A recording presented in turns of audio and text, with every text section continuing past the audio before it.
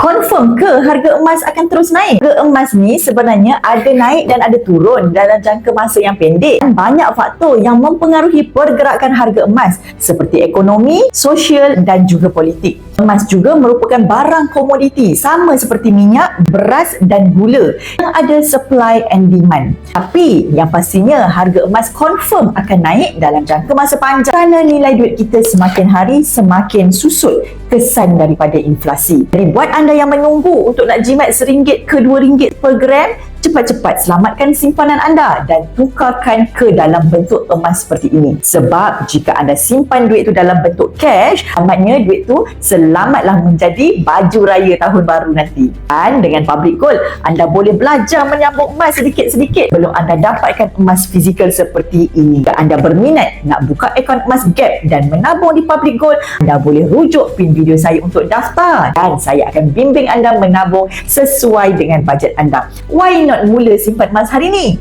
Yang kaya anda juga.